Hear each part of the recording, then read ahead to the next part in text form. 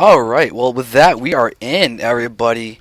Oh, be excited. It is our first game of the day. It is the TSL4 qualifier for the European and North American servers. This is going to be incredibly exciting. We are going to be spawning directly on top of a very strong Zerg player. It is alternate attacks Darkforce, the blue Zerg in the top right, and he is going to be going up against DraWe or something like that, because it is is going to be the yellow Terran in the bottom left. So we have ourselves a ZVT on TSL4 Daybreak, which did take the GSL version of Daybreak, not the latter version of Daybreak. So we do have ourselves the rich Vespian Geyser and this 6th mineral patch of base that could theoretically be a 4th or a 5th base. But we're going to have alternate attacks versus Draw. Unfortunately, I do not know if Draw has a team or not. If I did, I would be giving him a tag and plugging his team, because I love to do that for the people that aren't immediately recognizable. Now, let's go ahead and just say to you guys should just vote to zanderfever.tv/vote and let us know who thinks going to be winning, because that's always fun to see what the viewers are thinking in terms of the games and everything. But we have ourselves a ZVT of people that I do not really know, so I'm perfectly happy to go ahead and just say I want an amazing game, because Draw is definitely going to be the underdog. I'll see if the voting's going to reflect that in a second, but just make sure we see the beginning build orders that Darkforce will be going for 15 hash, no surprise there. Now we're going to see if he's going to go for the pool first or go for a speedling type of thing after that hatch. Considering that we have no refineries being thrown down by Draw, and we do not have 2 racks or anything coming from him, it is entirely safe for Darkforce to go for an extractor and then the pool. However, we are having him go for that pool first, so he will be getting out a good presence of Zerglings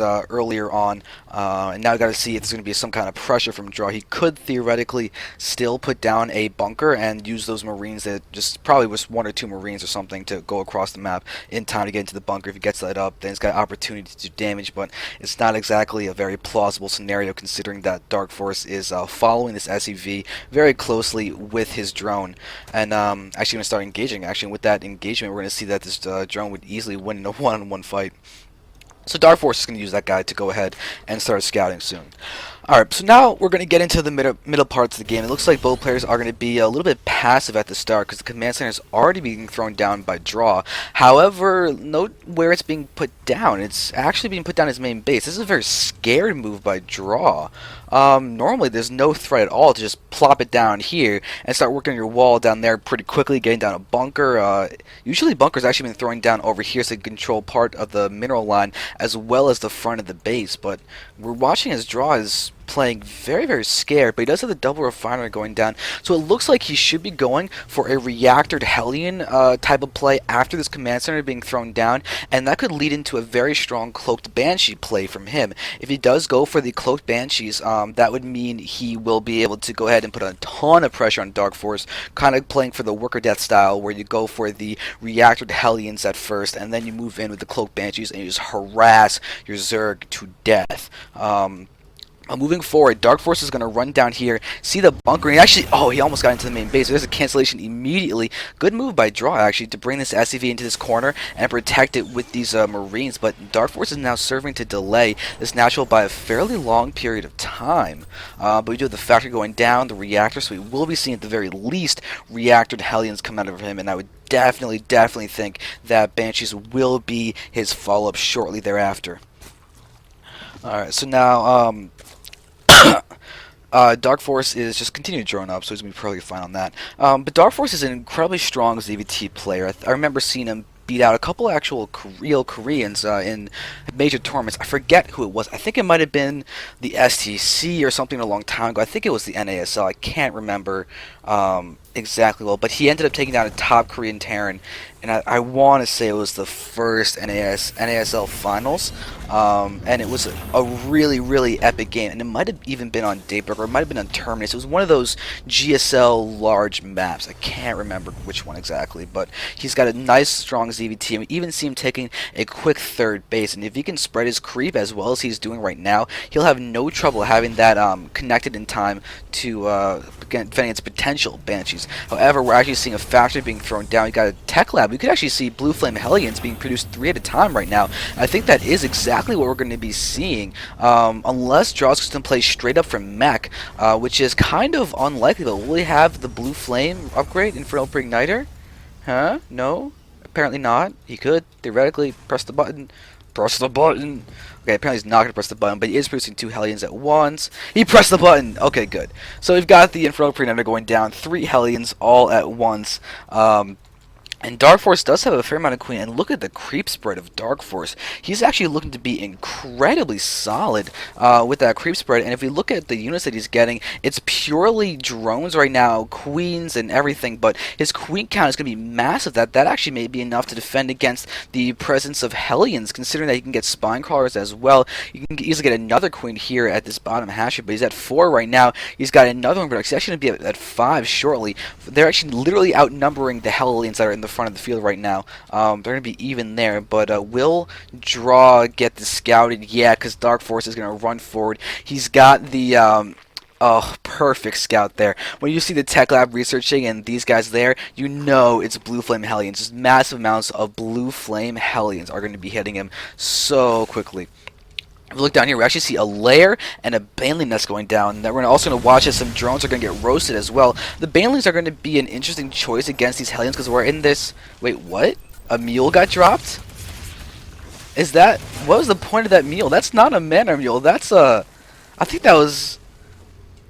Did he get overly cocky right now, or did he just want to repair this Hellion? That was a... Or just a misclick. That was a really, really odd thing to do, to throw down that, that mule. I don't want to say that was a mana mule. I think that was just a straight up mistake. Alright, so now the queen count is actually sitting prettily at 5 right now. We're looking around to try and see if there's any more defense, but it's basically just spine cars that are being thrown in the front in good spots. The Banelings are now present. If they can explode against the Hellions, that'll be great, but that's a big if. And if we look down over here, it looks like we're actually seeing the transition into just straight mech from Drake. Not Drake, Draw. Draw is just getting his siege mode, getting out siege tanks now. His Hellion presence is pretty solid, but DarkForce is looking to be actually really solid as well. He's got all of his ramp covered. He's got his third base covered as well with a fair amount of spine crawlers, and there's no reason not to build this kind of spine crawlers when you're dealing with Hellions and those numbers. It's just a safety thing. It's a lot better to over spine crawl than it is to just die because Hellions ran in and just killed you.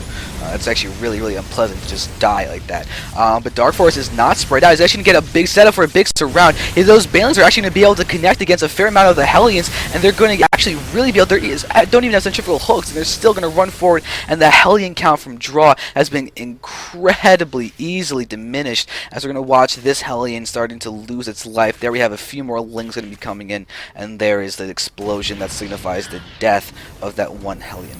Actually, SCV is going to go ahead and die now. Ooh, no, the SCV is going to survive. Ha! That's the luckiest SCV ever. It gets hit by Siege Tank Splash and attacked by half a dozen Lings, and it still manages to survive. And there's a Hellion also getting hit by some splash damage from that Siege Tank. But still, solid stuff from that single Siege Tank. Let's look at the upgrades being 0-0, so Lings will die to one shot from the Siege Tanks. And we got the Roach Warren and Glear of Constitution coming down.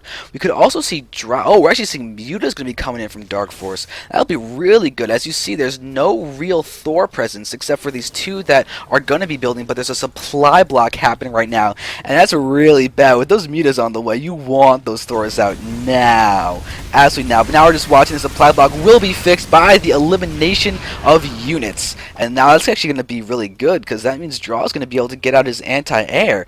We do have a 4th base out for DarkForce. The Mutas, we have 2 more on the way, which means that they're already out in the field, and these guys are going to be doing quite a bit of damage theoretically if those Thors are just rallied out to the natural and those Mutas come into the main base just like they are right now. We have 1 Muta leading the charge. This 3rd command center is actually going to be looking to be pretty... Oh no, the siege tanks are not looking so pretty because they're just going to die to get picked off for a completely free kill down there.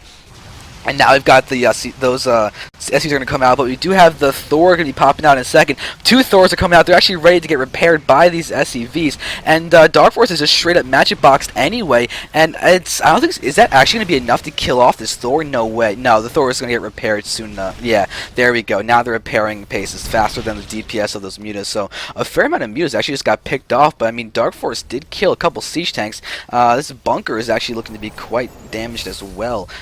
So I think Darkforce actually managed to do enough damage with that. At the very least, the threat that's containing draw is definitely there. I mean, 3 Thors at once and double Hellions. This is a very strong army that draw is getting, but there's a distinct issue in the fact that his macro is incredibly far behind. I mean, Darkforce is now mining from 8 gas geysers, and when you have that much gas income going into your Zerg opponent, that is terrible for you because Zerg is just going to be able to tech. Zerg can rush Broodlords, and Zerg can do a lot of crazy things. Go for ultras, go for infestors and all this. Actually, look, we're even seeing a hive tech being coming up for Darkforce right now before the 15-minute mark, so we could theoretically see some very strong Greater Spire play. As you can see, there's no upgrades going down, which is definitely means that we get a very quick Broodlord tech out. But now we're watching as these Thors are going to get picked off incredibly quickly. These mutas are actually staying alive quite nicely. Death to the 2 Thors. Okay, there we go. That Thor gets picked off. 3rd Thor gets picked off as well.